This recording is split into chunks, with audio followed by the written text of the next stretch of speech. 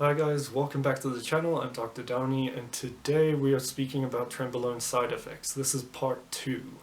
In the first part we spoke about Trenbolone and its effect on prolactin, and in this part we are going to be speaking about Trenbolone and its effect on your thyroid. So to understand the effects of Trenbolone on the thyroid, you need to know that Trenbolone stimulates progestin receptors similar to that of progesterone. This is important to know, however I'll mention it later on. So with all anabolic steroids, they decrease thyroglobulin, which is essentially important for binding to free T4 and T3. So with a decrease in thyroglobulin, you have an increase in free T4 and T3. What this means is less T4 and T3 is bound, and it can have more an effect on the systems that it works on.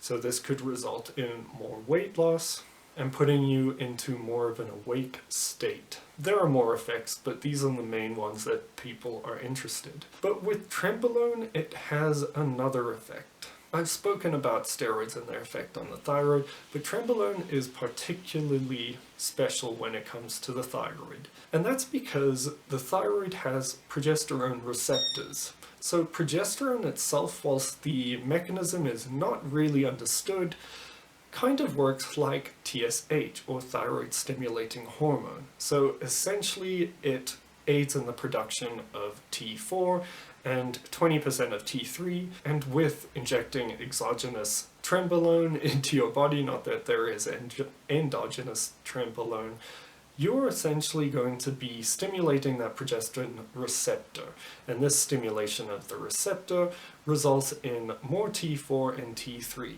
Now, in studies, we haven't really looked at this effect or demonstrated this effect. But again, as I mentioned in the previous video, there aren't too many studies, or if any, studies on Trenbolone and its effects on humans. So the stimulation of the thyroid cells would essentially result in higher circulating levels of T4 and T3. With the addition of a decrease in thyroglobulin, you're expected to have more free T4 and T3, and this could explain the reason why your body temperature increases when using Trenbolone as your metabolic rate increases, and why a lot of individuals don't gain as much weight when using Trenbolone, and by weight I mean fat mass. But again, this is very hypothetical. With this increase in free thyroid hormone, you're expected to get a decrease in TRH, which is thyroid releasing hormone.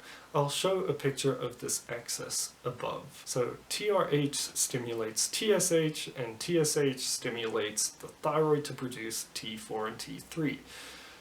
With an increase in T4 and T3, this has a negative feedback on TRH.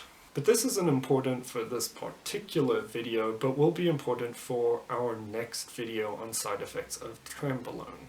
In our next video on the side effects of Trenbolone, we'll be looking at Trenbolone's effect on cortisol. So stay tuned for that video if it interests you. Otherwise, thank you for watching.